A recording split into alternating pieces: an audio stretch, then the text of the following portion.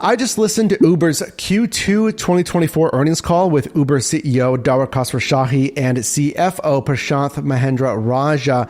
And the reason this matters for you is the executive team and investors talk about the company at large, but for you and I as gig workers, sometimes the questions they're asked, specifically the very last question in this entire call, is directly related to you and I as gig workers. That very last question of this earnings call, the team was asked specifically about driver subsidies and incentives. So Prashanth fielded this question about basically, what about driver incentives? How much are you spending on that? And Prashanth said, now versus, let's say, pre-COVID times, basically, is a time they really like to cite. The driver supply now versus pre-COVID time is pretty solid. Specifically, he said, overall, generally speaking, in their global market, that driver supply is in a better position than it's historically been.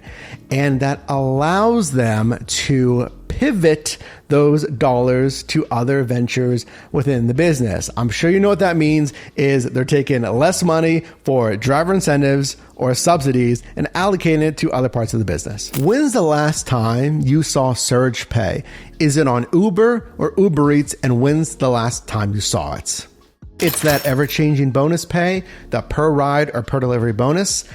Anecdotally, one driver, I've not seen surge in Pittsburgh here for 2 years. This coupled with the supplemental info that says supporting earners, drivers and couriers earned in aggregate, a lot of money, $17.9 billion, including tips during the quarter, with earnings up 19% year over year, or 23% on a constant currency basis.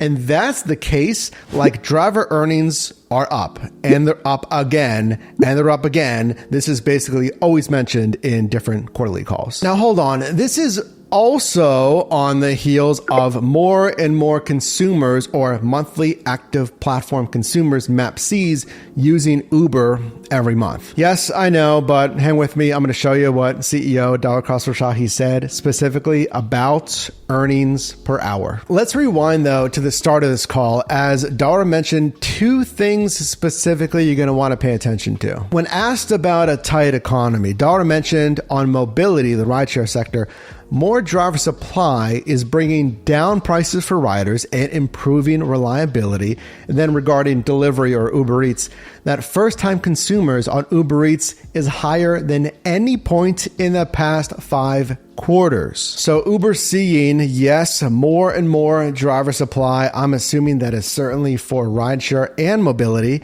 and that's bringing down some fees for consumers, coupled with they're getting more and more consumers and merchant partners, by the way, as well. Next, something that was so important that Uber featured it on pretty much the first page of their supplemental information, and it was the first question of this entire call. And it's potential competition for you and I. It's not even you being on the road at all. It's autonomous vehicles. Dara answered this question and had some interesting feedback. And Uber's already partnered with some providers in the AV space in Arizona and other marketplaces.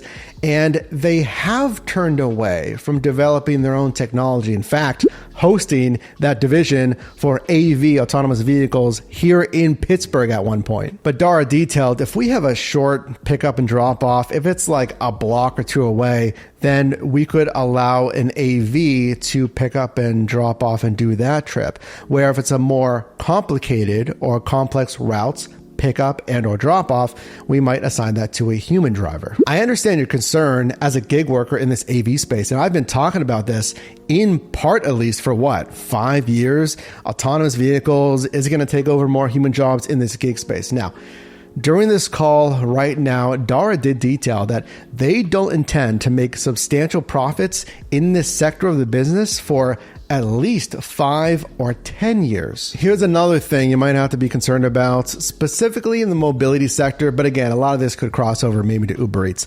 It's the push, let's say, to have drivers adopt electric vehicles on the platform. Specifically talking about their Chinese partner BYD and their electric vehicles, Dara mentioned that Uber drivers are switching to electric vehicles 5 times faster than normal drivers. Now, I rented a Tesla just to drive Uber for 2 separate weeks using the then Uber Hertz partnership for that rental. And there they had an extra $1 per trip on top of any other surge or boost at the time, whatever other bonuses, just for using that EV. I don't see that being a big push though. I think it's something to incentivize drivers. I think it's a nice ride. You don't have to worry about gas ever, no transmission, no oil changes, all of that. It's convenient, but it's not for everyone. Let's move on. Let's talk about something that DoorDash just focused on their Q2 2024 earnings call. And it's been something I've been tracking for at least, 2 years now.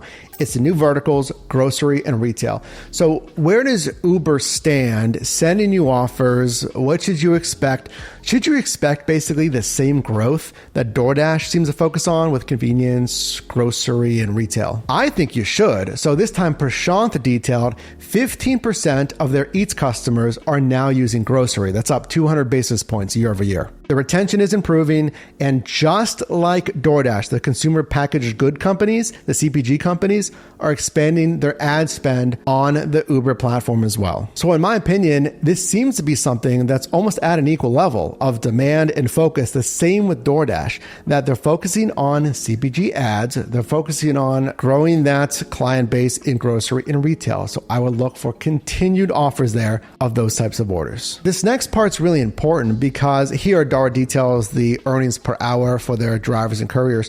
But then Prashanth detailed really the first time that I've seen this so black and white, 3 different models that Uber uses in their business. Do you work on gig apps in California, New York City, or Seattle? 3 marketplaces that have regulations that dictate a minimum earnings per hour for gig workers. Either way, I'm curious where you work. Let me know in the comments, like what state, and then how many hours you work. And actually, I'm interested, what's your favorite gig app right now? Because if you're not in those marketplaces, if you're in Massachusetts, there's a brand new settlement that also dictates minimum pay for workers in that state. When asked about that new settlement in Massachusetts, Dara detailed that generally a weaker job market's going to increase generally driver supply across mobility, and that the average earnings in the US is $33 per utilized hour. Utilized hour, I'm assuming that's like active time on DoorDash, whether it's dash time, like just generally when you're online, and then dash time when you're actually on assignment.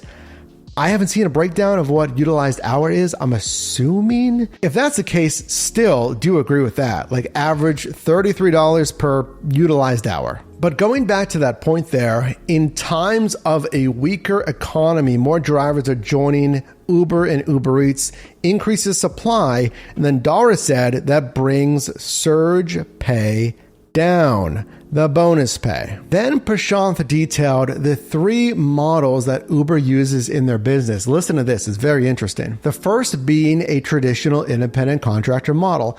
Kind of what you think about. The standard independent contractor, you don't have any of the benefits, but you have the flexibility, the freedom, go online, offline, can't be penalized for acceptance rate, all that stuff. Your standard independent contractor. Next is the independent contractor plus model, and Prashanth cited Massachusetts in this case. That here there will be some kind of agreements in some level of benefits, either the guarantee of pay per hour and or a portable benefit model. And then third, some companies have more of a fleet model where an independent company handles the actual execution on the ground and then Uber provides the supply. Prashanth detailed that Uber's just going to basically work that into the cost of the business. And typically what that means for the consumers are higher fees in any marketplace that has an agreement like this. Let's finish with this. Something that is also directly related to driver supply and how Uber does this with bonuses, incentives, and actually moving drivers around. That's something we kind of knew, like with the surge pay. Is it a real surge pay? Are they just trying to move drivers around? But Dara detailed that they can, quote, shape supply and demand, at least in part, through surge,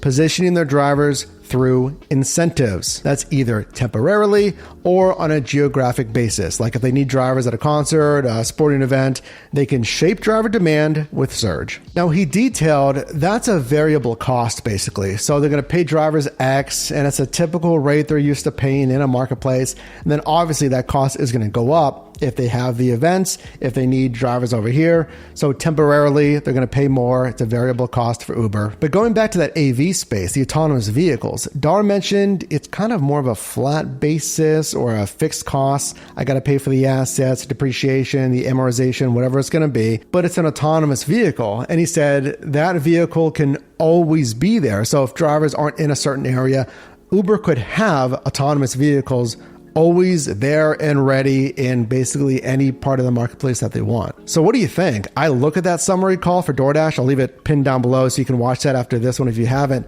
Who's making better progress, albeit obviously both are trying to save costs, right? So we're battling the lower incentives, but who's actually making some progress, better progress for drivers and couriers?